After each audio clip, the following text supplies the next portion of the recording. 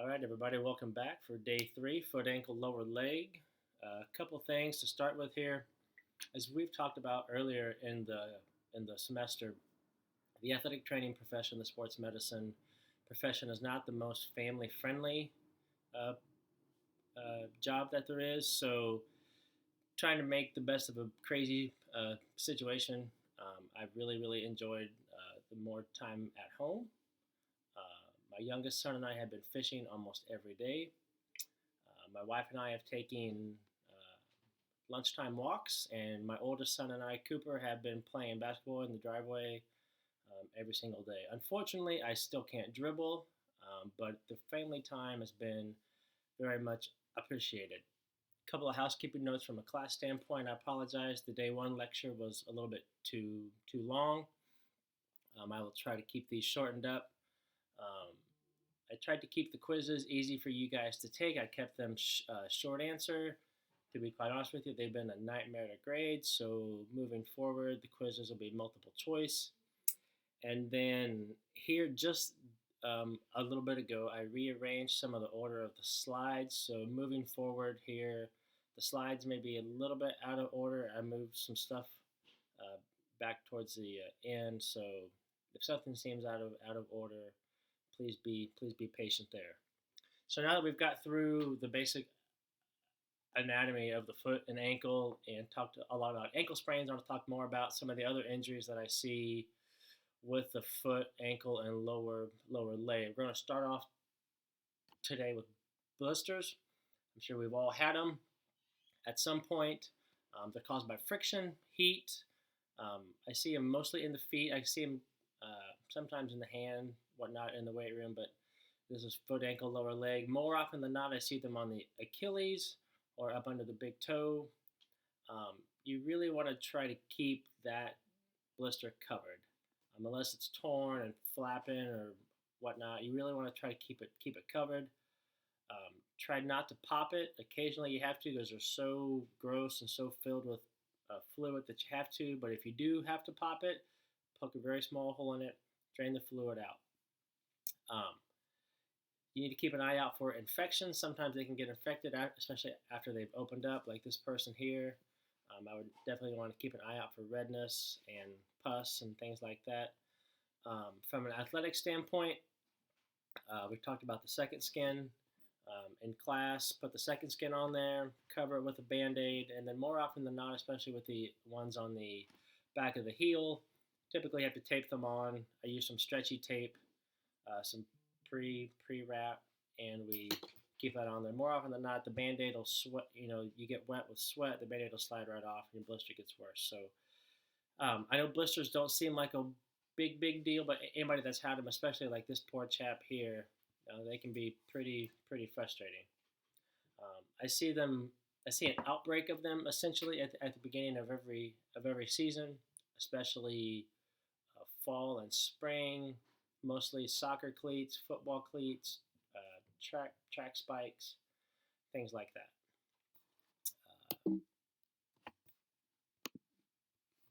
Whoops, I went away.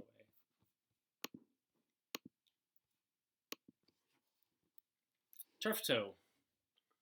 Turf toe is a very painful injury. I've always said the big toe and the thumb. You don't realize how much you use them until they're hurt. Um, I think we talked about this in class earlier. Started on AstroTurf, the Astrodome in Houston. Essentially had like 1/8 inch carpet on top of concrete with no padding.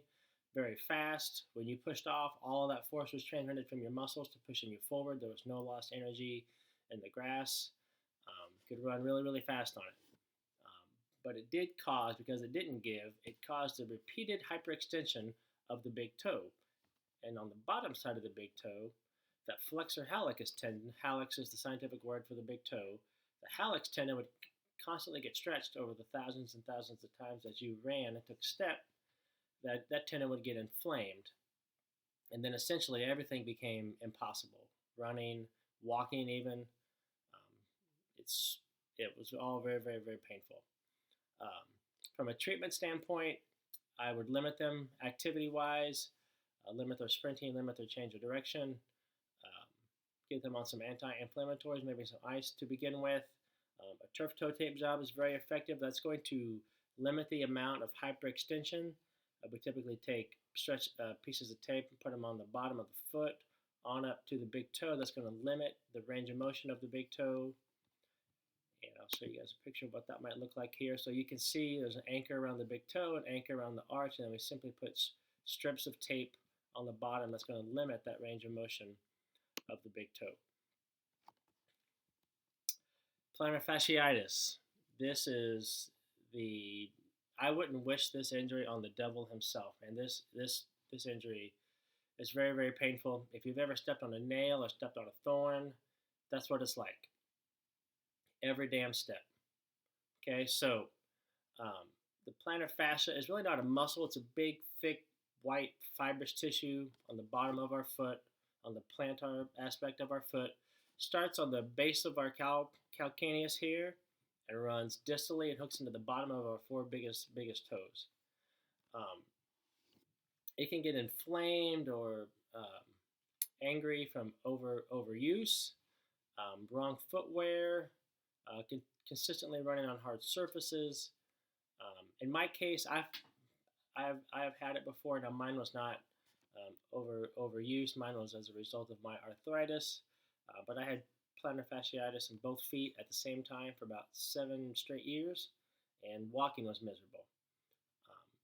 It's very, very, very painful.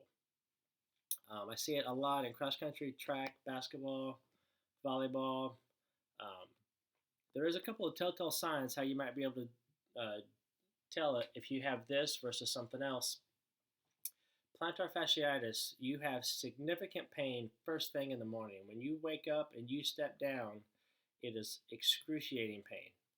The reason that is, no matter what way that we sleep, stomach, back, side, whatever, our foot goes into a plantar flex position. That Achilles gets tight, this plantar fascia gets tight all overnight. And then we get up, and that muscle of that fascia is tight, and we step down on it, and it just rips it apart.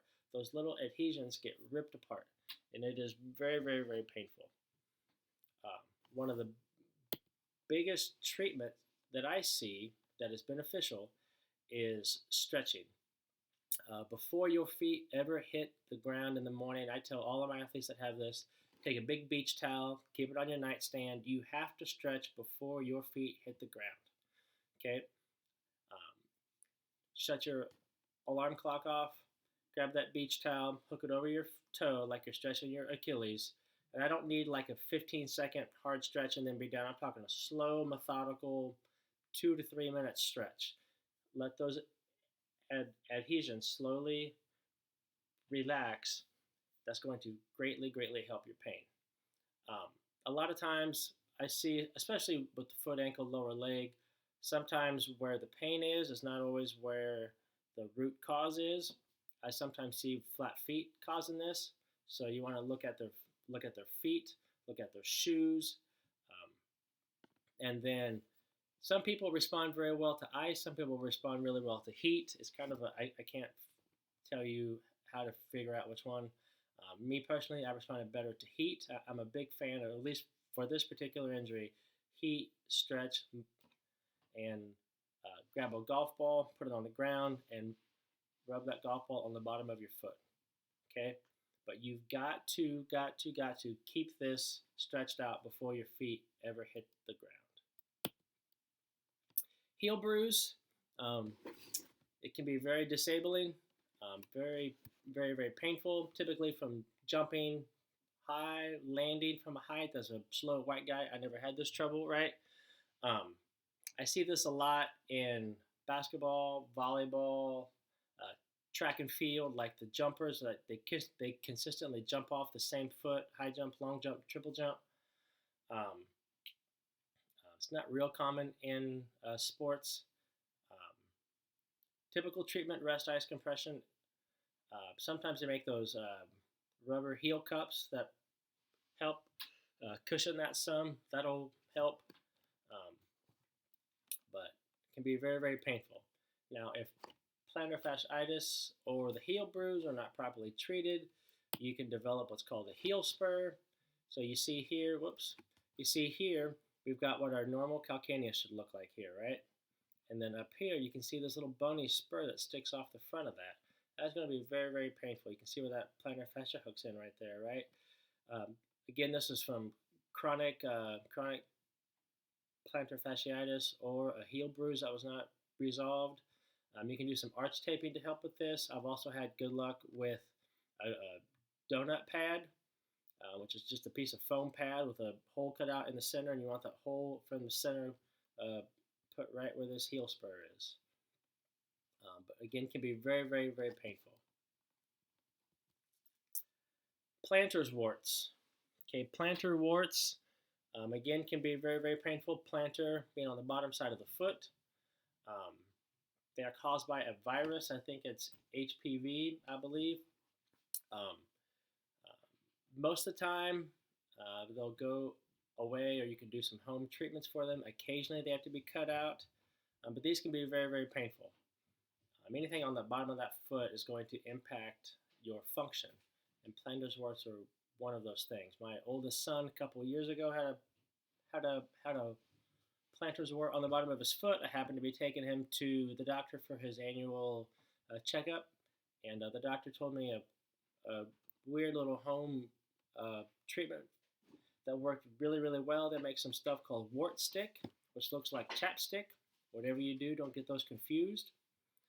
Okay, you take this wart stick and you put it on the wart, and then I don't know what redneck doctor learned this, but the active ingredient in duct tape, the stickiness in duct tape, salicylic acid, kills plantar warts. So you put this wart stick on the wart, put a small piece of duct tape over it, and then cover that with a Band-Aid. And within 3 or 4 or 5 days, the plantar wart will be gone. It was amazing how fast Cooper's plantar wart went away. It was like some Harry Potter stuff. It just magically disappeared. It was crazy. Okay? But again, if left untreated, it can be very, very painful. Occasionally, you'll have to be cut out. Ingrown toenails. I feel like I was put on this earth to just tell you all the bad things and give some firsthand experience with this. I've had ingrown toenails. They're miserable. Typically what happens, what causes them is you cut the toenail, especially ladies, try to make your toes look nice and pretty. Guys, we don't care, right? But try to get your toenails nice and pretty. You round them, you get it a little bit too short, and instead of growing out, the toenail grows in, and then you get a sweet infection in there. It oozes pus and blood, and it hurts. Okay. Occasionally they have to be cut out. As you can see here, the bottom of this slide here, they go in there and they numb it up first, right? And then they cut that ingrown toenail part out all the way back to the nail bed, and that part really won't ever grow anymore. But in the meantime, if it's not treated properly, you can see up here, this person had a significant whole foot infection, right? That person should probably go to the doctor.